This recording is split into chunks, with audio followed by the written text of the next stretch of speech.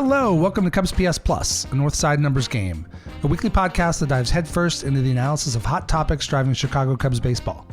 I'm your host, Mike Waller, a lifelong Cub fan, full-time baseball stat nerd, and sometime youth baseball coach.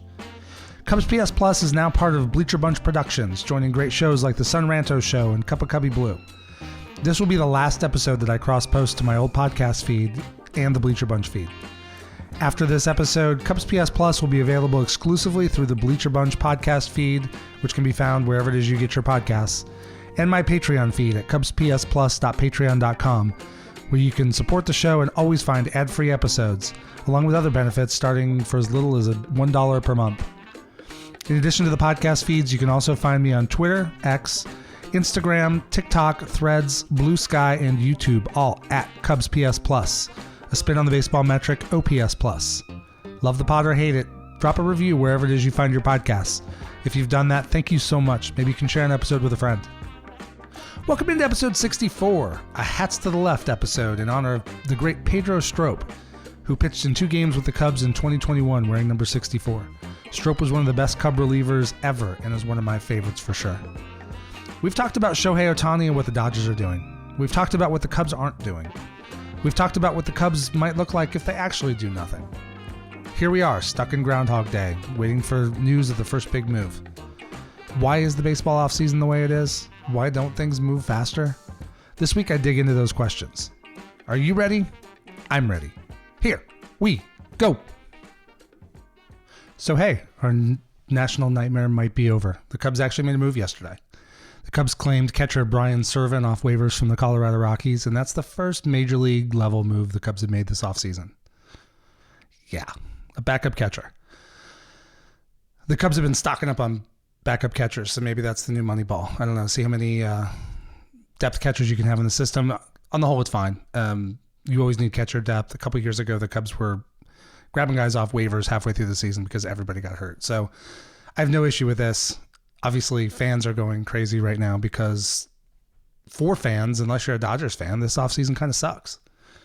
We came in with all the hype about Ohtani and Yamamoto and potential trades for Glasnow, and the Cubs, along with other teams, were tied into all these rumors.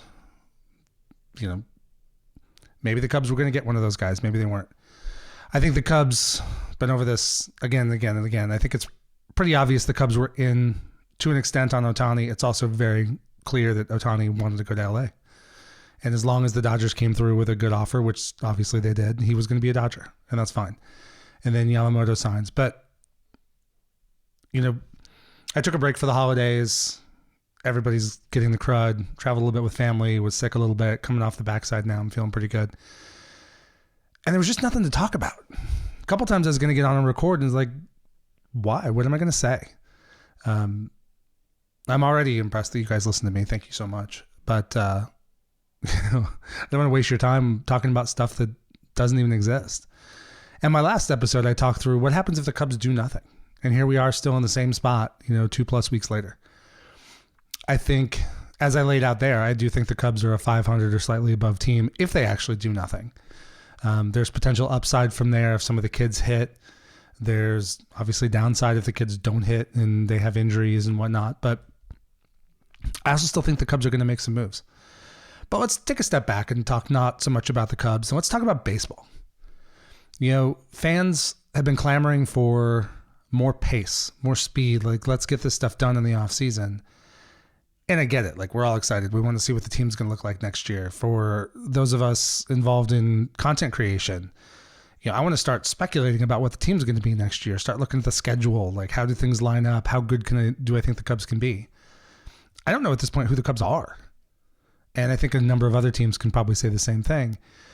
I see some of the things posted about who currently has the, ranking the starting rotations or ranking the starting infields or ranking the bullpens. I don't know what the Cubs starting rotation is even going to be now. I still think the Cubs have needs in that space. But so why is baseball's free agency pace, the offseason acquisition of players, so much different than the other sports? And I think a lot of it is history. A lot of it is, but a big part of it is structure of the game. So in the NFL, the NBA, the NHL, revenues are primarily gathered by the league. So the league has the TV contracts. The league has a lot of the sponsorship contracts and all that kind of thing. All those things that feed into TV revenue, the league owns it. So the league brings in all the money. The league distributes all the revenue sharing. And so all the teams, that's why you get leagues with salary caps. All the teams have pretty much more or less the same amount of money to spend. It doesn't matter if you're Green Bay playing in the middle of nowhere, Wisconsin on frozen turf, or you're in LA or New York or Dallas. They all have the same cap to work in. So it becomes a matter of how efficiently do you spend your dollars? Both systems have pluses and minuses. Like a cap system is not perfect. We see it today with Kansas City. Kansas City has been a really, really good team, the Chiefs in the NFL. But they've had to lose players over the last couple of years because a lot of their talent was young and is getting more expensive. And they have to stay within that cap. So guys like Tyreek Hill move on and go somewhere else. But in terms of the offseason and how that goes, because you know exactly what you have to spend. Now, teams may or may not decide to spend it all. Like some teams have more space under the cap than others. Some teams get more creative with restructuring contracts than other teams do. But every team has that set amount of money to spend. So you have to go get guys. And then in the NBA, they add the the idea of the max contract. So if you're a max contract player, it's pretty much predetermined what you're going to make. So there's no need for like a Scott Boras level type negotiation where you're going to hold and see how much money you can get. How can I get $700 million in a contract? Not that was a Scott Boras case, but Shohei Ohtani.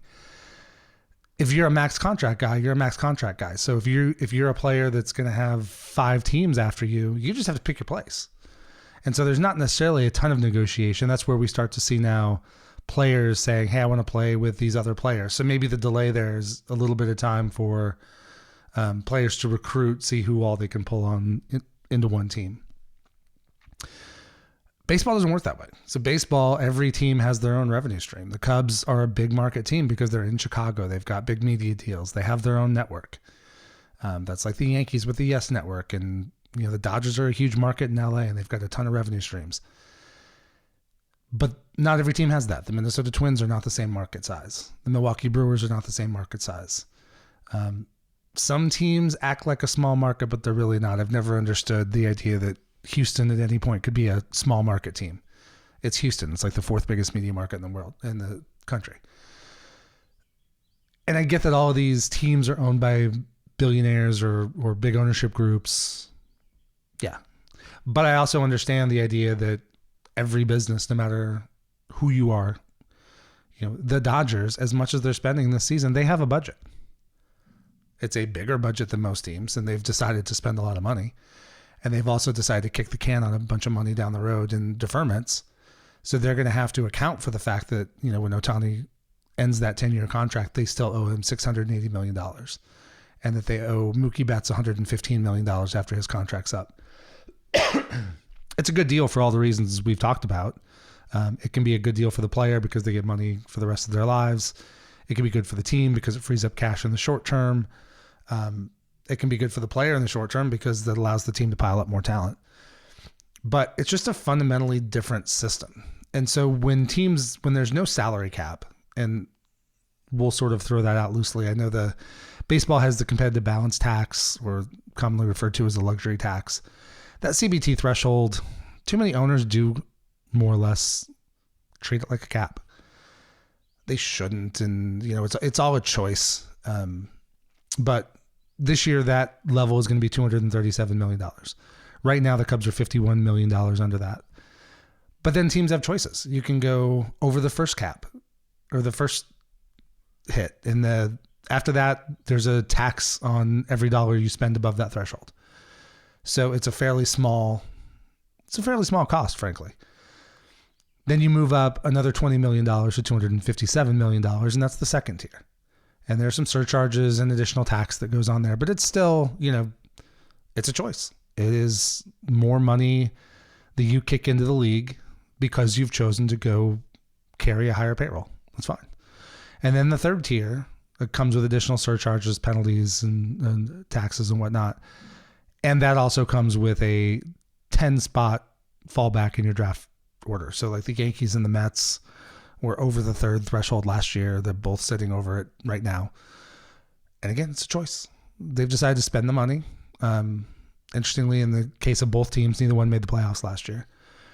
You do hurt yourself a little bit going forward because you lose, spots in the draft order. So in theory, that knocks down your ability to it makes it harder for you to draft higher quality players. Obviously, if you have the 15th pick in the draft, you're theoretically going to get a better player than if you're drafting 25th.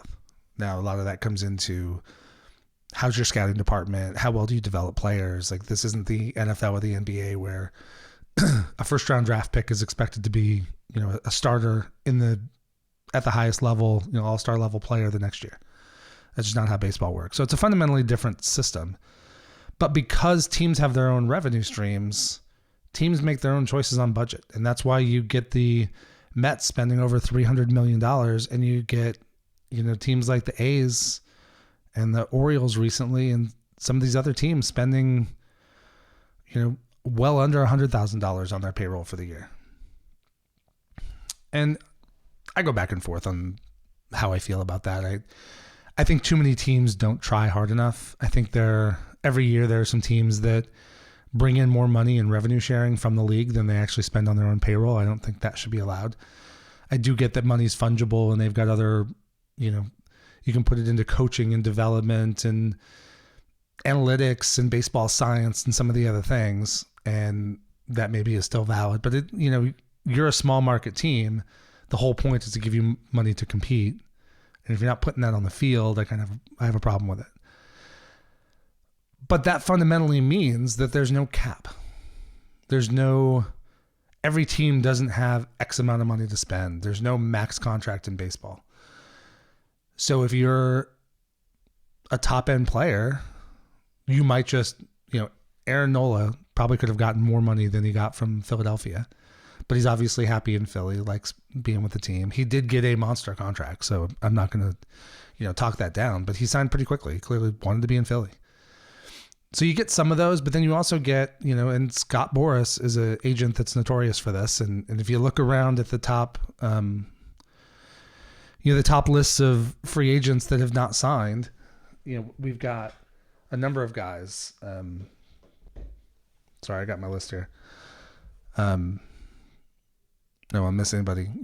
Cody Bellinger, Jordan Montgomery, Blake Snell, Matt Chapman, JD Martinez, Rhys Hoskins. Those are all Scott Boras clients.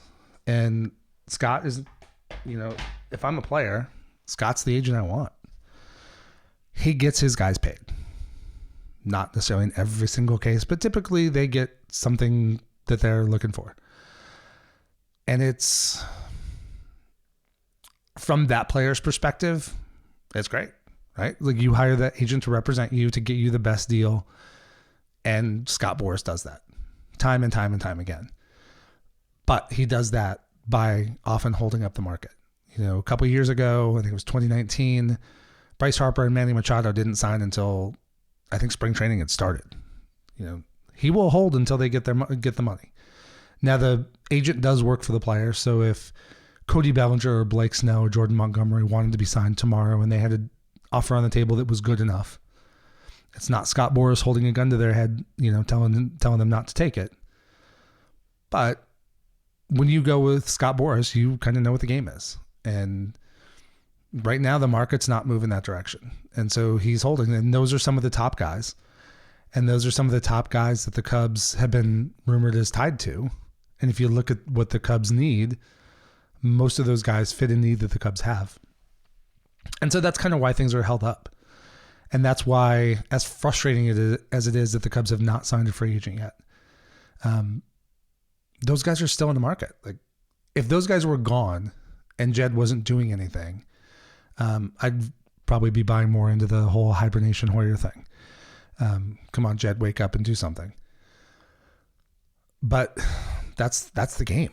That's the game with Scott Boras. And because there's that extra negotiating space, there's no cap, there's no max contract, they can just wait and push. And it's kind of a game of chicken both ways. There's no guarantee that Scott Boras and Cody Bellinger or Blake Snell or Jordan Montgomery are going to get the number they're looking for.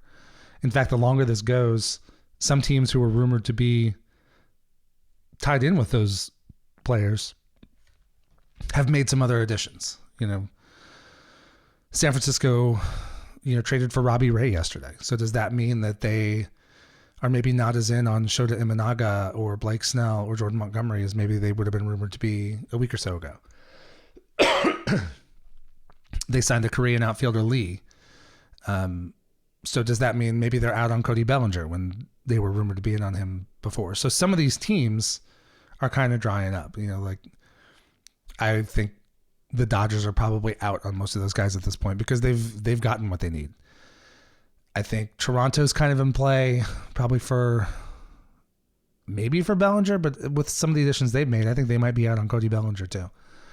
The Yankees were a team that was, tied to Cody Bellinger a lot, but then they traded for Juan Soto and they traded for Alex Verdugo. So while I'm sure they could probably have a spot for Cody Bellinger, they're already sitting over the third tier of the CBT, and they seem to have their positions filled. So, they're probably more in the market for a starting pitcher. So maybe they're competition for Jordan Montgomery or Blake Snell, maybe Imanaga. But because of that extra negotiation space, we wait. And it's not fun for fans.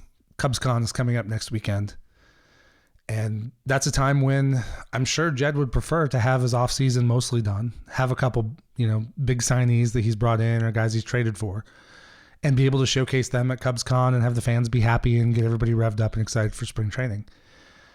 We'll see what happens. I mean, the one guy that definitely will have a decision made before Cubs convention is Shota Imanaga posting from Japan. When you post, you have 45 days to come to an offer or to come to terms on an offer. If you don't come to agreement on a contract within those 45 days, then he goes back to Japan and he can post again next year. I think the numbers he's going to get are probably good enough that I think he'll sign, but his 45-day period is up on Thursday. So we'll see where that goes. I have a feeling he'll sign somewhere. The Cubs are rumored to be in the mix. The Giants, the Angels, Boston those seem to be his top four teams. We'll see. As we saw with Ohtani and Yamamoto, you can't tell what's going on with these negotiations. Some guys have a reputation for being kind of a mouthpiece of the agent, so they'll leak whatever the agent's office gives them. And the agents are leaking information selectively on purpose to try to move the market. So it's all just a big mess. And guys will sign when they sign. But when you look at the way things are going, so he'll have a decision made. He'll either sign somewhere or be back to Japan. Otherwise, we wait. Cody Bellinger might not sign till into spring training. Same with Blake Snell, Jordan Montgomery. They could also sign, in the next 5 minutes, where I just look really dumb in this podcast after I publish it. So what could baseball do? There's not a lot they can do. I think I've seen a lot of talk about, let's put a clock on this. Let's define a free agency period that maybe begins in, one thing I heard on the Sun Ranto show was, open something up like December 15th and run it through the end of January. Wherever you set those, arbitrary deadlines, if you lock in a time period when teams don't have really set budgets, there's no set pool that everybody's coming. I mean, teams have a set budget, but there's no league set budget like a salary cap. And there's no max contract and guys can negotiate. We've seen over the years, ownership has taken full advantage of the players at every opportunity when they can. For decades and decades and decades, players had no ability to choose where they wanted to go. They had to accept whatever offer the team gave them, try to negotiate, or not play. Those were the options.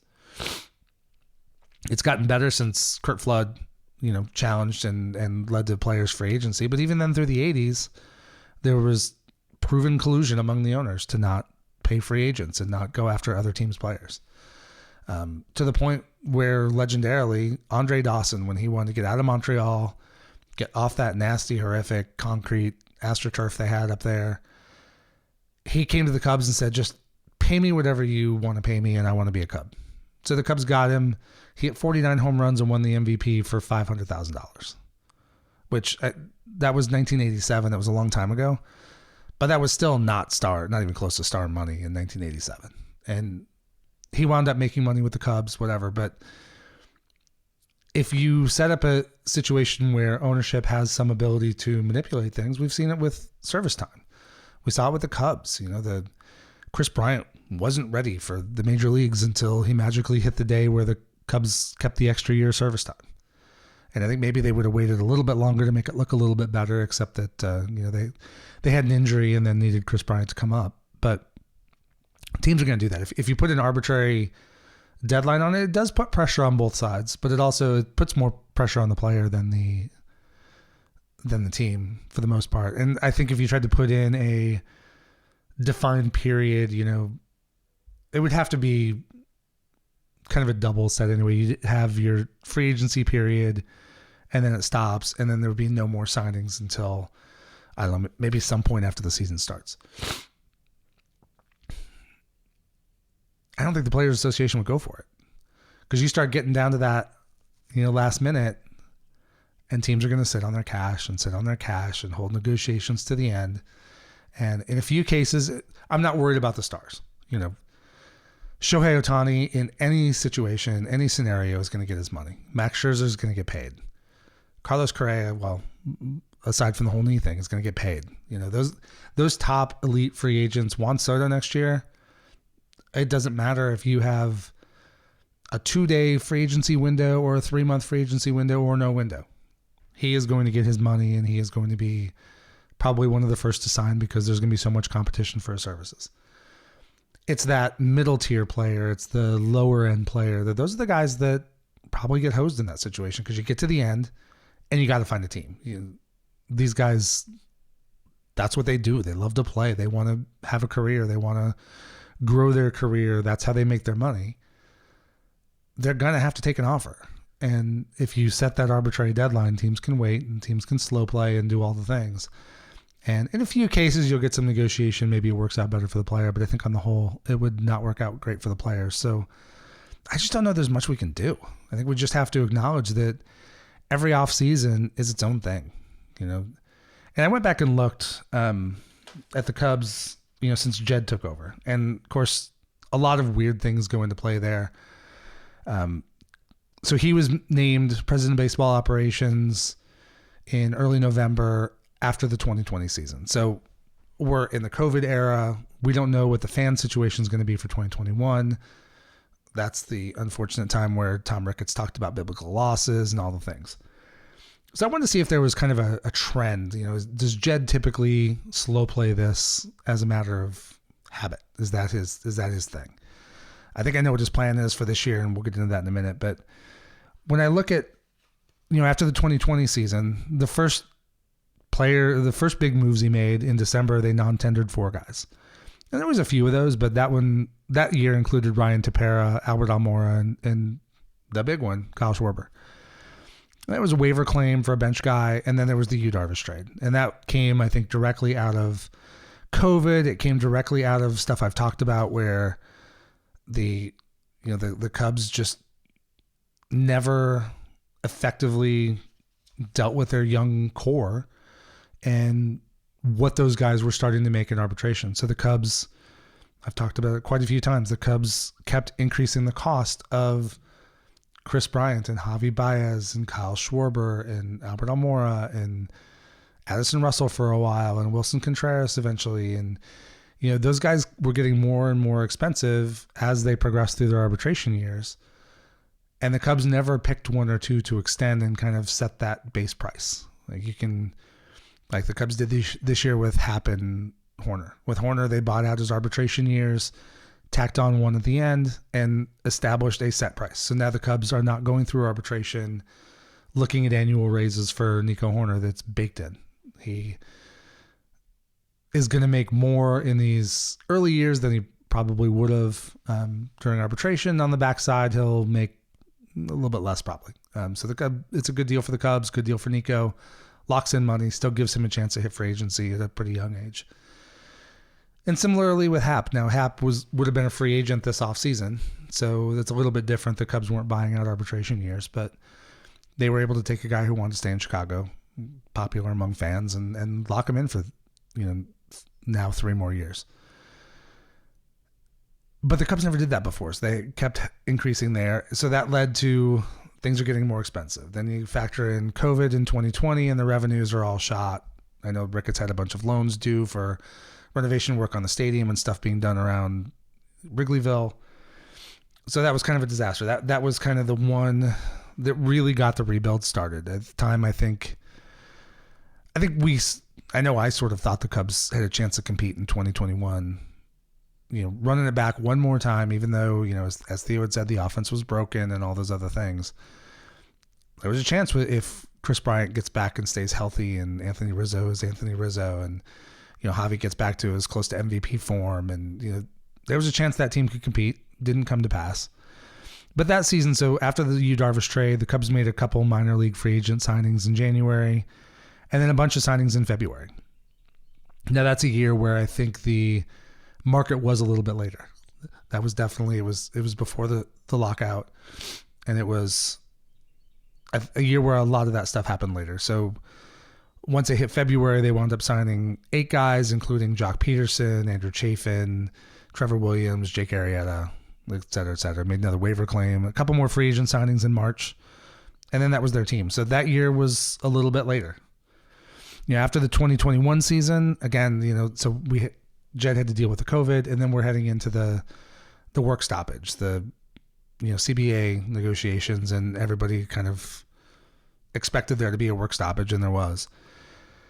So that year was either get stuff done early or get stuff done late. And that year, the Cubs claimed Wade Miley off waivers from the Reds right after the season was over. They traded for Harold Ramirez in November. And in December, they signed 3 guys. They picked up Marcus Stroman, Jan Gomes, and Clint Frazier before the work stoppage. And then everything stopped. So there were no moves in January, no moves in February. And then in March, once everybody was back and, things could resume again, they made the rest their free agent signings. They traded Harold Ramirez away for Esteban Quiros and got the season going. And then last year was a little bit different. Last year moved faster than a lot of the other seasons. There was a lot of action at winter meetings. There were a couple guys signed before winter meetings. And then last year, in November, the Cubs made the trade for Miles Mastrobuoni, kind of as the Cubs in Tampa Bay were dealing with, the 40-man roster situation. Mastrobuoni was expendable for the Rays, and the Cubs had some young depth arms and traded one of those for, they traded Zarago over to the Rays from Mastrobuoni. And made a waiver claim, and then in December they got the bulk of their free agency done. They picked up. That's when they signed Jameson Taillon and picked up Dansby Swanson and a number of other guys. And then after the first of the year, there were still a couple more. January, that was when they so wisely signed Eric Hosmer and Trey Mancini. They picked up Fulmer and another one in February. But that one, the bulk of the offseason moves were done in December. So by the time we got to Christmas, we had some bright, shiny things sitting under the tree. And then when CubsCon rolled around in early January or mid-January, there were new faces to introduce and some excitement and all that. This year it's slower. This year, the Cubs got Jed signed Craig Counsell under cover of darkness as he was leaving the Brewers. And I think we all have some idea what the Cubs need. I think some of it's pretty clear. Like you look at the starters in every position. Seiya Suzuki's back. Ian Happ's back. Nico Horner's back. Dansby Swanson's back. A few starters in the rotation are back. Some bullpen arms are back. Miguel Amaya and Jan Gomes are back behind the plate. So if they're going to add guys, you lose Marcus Stroman, you lose Cody Bellinger. There are questions in center field, first base, third base. Hopefully the Cubs add a starter, add some bullpen help. And that's kind of where it is. That's where the Cubs are looking. And I think Jed has a plan. I mean, for all the talk about Jed's asleep, Jed's not doing anything, I think Jed is very much doing things. I think Jed is very much negotiating with Scott Boras on a number of fronts. I think he's looking at a number of options. Tommy Hotovy was on 670 The Score this week, and he was asked about what his wish list would be for the offseason, and he laid it out. Like I think we're all talking about. I think some of us would not mind seeing the Cubs sign 2 starting pitchers, but I think the general consensus is they need at least one mid-level or higher starting pitcher, and they need a couple bullpen arms that can be trusted late games. It doesn't have to be Josh Hader. It doesn't have to be a lockdown closer. They have a couple guys who are already pretty effective in the back end of the pen, but they need a couple more guys you can mix in, in leverage situations. And that's all still in play. And what's wild is all those moves, I keep saying the same thing every week because nothing ever changes. Not only are the Cubs not doing anything, but a lot of other teams aren't doing much either. There have been a lot of guys signed and off the board, but I don't think most of those guys were, other than maybe Yamamoto, Ohtani, a trade for Glass now. Most of those guys are not people that were really rumored or heavily tied to the Cubs. I think in the starting pitcher market, I think Shota Imanaga has been a target. I think Jordan Montgomery, and maybe to a lesser extent Blake Snell. I know Blake Snell just won the Cy Young. He's won 2 of them. He's a really good pitcher. He's probably the lowest of the 3 on my list just because of the number of guys he walks. He walks a lot of people. And with this staff, not having a ton of K, not having a ton of width, I just don't think he's a great fit. I mean, he'd be fine. He certainly is. He would make the rotation better than it stands today, without question. I'm kind of torn between, I really like Imanaga, even though he doesn't throw hard. He does generate a lot of whiff. I think there are a lot of comps to Kodai Senga. He may have some adjustment period when he first comes over, but I think the stuff is going to play. He's 30. So while, he's not a guy that's not like Yamamoto, going to sign a 12-year contract. He's 30. In Japan, they play shorter seasons. They also tend to work off a 6-man rotation. So his arm doesn't have the wear and tear that a player here in the States who's had an equivalent career as a starting pitcher in the States would have, starting every 5th day and playing a longer season. I think he's got plenty left in the tank. I think, you sign him to a 5-year contract with any free agent, you're looking at whatever length you sign them to, you're really paying for the first 2/3 of that deal. Hopefully the guy contributes for the entire deal. John Lester famously pretty much did. He was pretty much good to the end. But you're getting them for those upfront years. The Dodgers didn't sign Shohei Ohtani to a 10-year deal at his age because they think he's going to be the best player in baseball when he's 38. No, they're paying what they have to pay to get him now, get him for the next 6 years when he's at the peak of the game and continues to be, all the tungsten armor Doyle things, right? So if the Cubs get Imanaga, rumors are, Kodai Senga signed last year for, I think it was 5 years, $85 million, somewhere right in that ballpark. Maybe Imanaga gets that. Maybe Imanaga gets enough competition that he goes up over $100 million. I think that's been kind of holding things out. And again, those numbers come out. We don't know where it's really coming from. Is it coming out from his agent's office where, hey, we got some stuff for $100 million and some other teams are maybe starting to think, am I in for that or am I not? And it can kind of cool the market. Or maybe there's a team that jumped in at that level, but maybe Imanaga would prefer to play somewhere else. So kind of waiting for things to shake out. Or maybe it's just something made up that somebody just threw out there to throw out there. We don't know. In Imanaga's case, we're going to find out soon. We'll know by Thursday if he signs at all. And then if he does sign, where he signs. So Jed this year, I think he has a plan. I mean, of course he has a plan. Jed is you can say a lot of things about Jed Hoyer. He's not stupid. He is not, he does know what he's doing. I think he drives the fans insane because he is very methodical. He's very risk averse. And he does not talk about things much. He doesn't tell you what he's going to do. Theo Epstein loved to be out in front of the press and talk, and he wouldn't lay out all the gory details, but you had a pretty good idea what he was going to do. And you also knew that he was willing to take a shot. He would throw in that extra money sometimes to get a guy, or he would make the sale and be willing to go maybe a little bit longer on a guy than some other teams were. Although we also got some guys, for less money to come to Chicago. But, that's one of the big changes since 2016. If it's the 2014 season, 2015, the offseason ahead of the 2016 season, you could see the Cubs were building. And the Cubs also had not won in 108 years. And so being a part of that one team to break the curse. It's something that Ben Zobrist has talked about quite a bit. That's something that was really attractive to a lot of those guys. I can try to win in LA. I can go try to win in St. Louis. I can go try to win some other places. But at that point, nothing was going to be more special than winning in Chicago. You're part of a legendary team. You are not going to have to buy a beer in Chicago for the rest of your life. I mean, that's how it goes. And so now that's not the case. Now the Cubs are another team that's won a ring recently. It's been 7 years since they've won a championship. It's been 5 years since they've won a playoff game. So it's been 6 years since they've won a playoff game. And so some of the specialness is off. So now the Cubs have to compete. They have to compete as a team. And Jed has his plan. So I think Jed is aiming to add a couple bats. I think he wants to add a starting pitcher. I think he wants to add some bullpen arms. I think all the stuff we've talked about, I think, is very much in play. Jed, I think, went in, made some offers on Yamamoto and Ohtani. Did not work out. And then I think he has his targets on everybody else. How much is he willing to spend on Cody Bellinger? How much is he willing to spend on Jordan Montgomery? And he's not a guy who's going to jump the market. He's going to wait and see if the market comes back to him.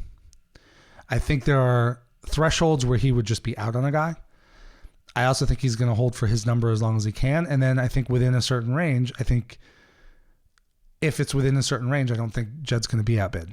I think, let's say he's willing to go 6 years, $180 million for Cody Bellinger. He may be holding out trying to get it 6/150. And then finally get to the end stage, somebody's at 5/160. I think Jed will be willing to go over that if that's in the budget. So he's waiting to see if the market's going to come back to him. And it's a gamble. I mean, everything's a risk, right?